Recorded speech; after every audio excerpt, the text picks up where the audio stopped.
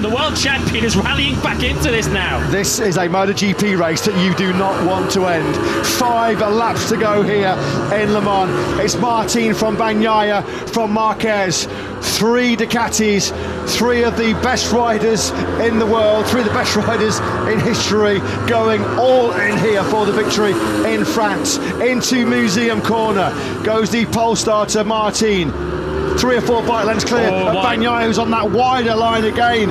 Marquez on the inside, thought about it. He's going to be close up to chuck him into turn 7. No, not quite. Just lights up the eyes of the 93 up behind him. Remember, Marc Marquez crashed in his Grand Prix. 1 would-be world champion and 2 multiple world champions. Yeah, Bagnaia might be getting his nose blooded here. He will not want to accept a defeat to Martin and Marquez. But you think Marquez as well starting on the 5th row in 13th place, but at the moment he hasn't got the speed of Martin. Martin there now as well. What a lap by Jorge Martin. 131.557. That's his best lap of the Grand Prix. Enea Bastianini though has just set another best lap of the race at 131.107.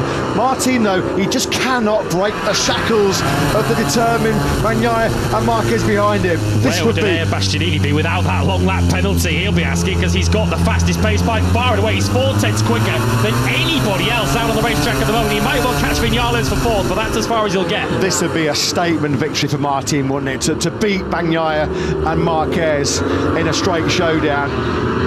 There were a few question marks raised about Jorge Martin after he dumped out of the lead in that Spanish Grand Prix in Jerez. Is he able to handle the pressure of leading the MotoGP World Championship?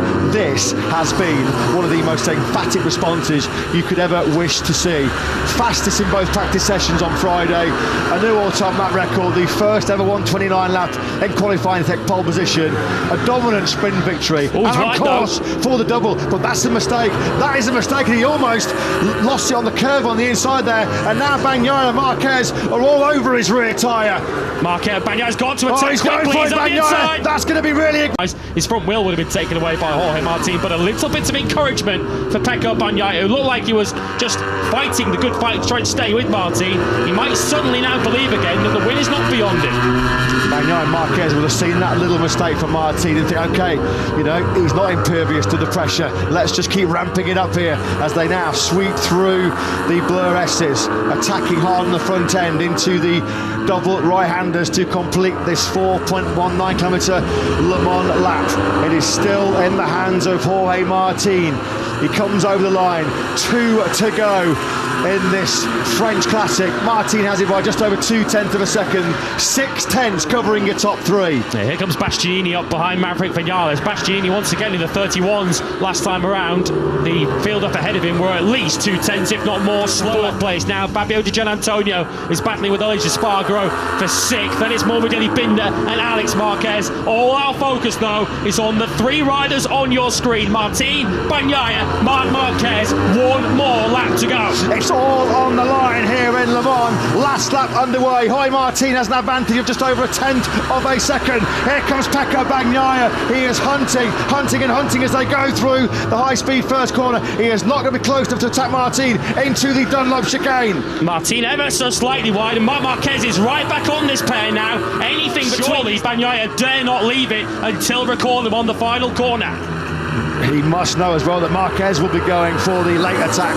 Bagnaia is running out of time here. Likewise, Marc Marquez on the number 93 bike. Jorge Martin is, 5 corners away from the victory of his career. Here comes Marc Marquez on the inside of Pecco Bagnaia. What a move that was. What a move by Marquez. He takes 2nd place. That is Bagnaia's victory hopes here in Le Mans gone.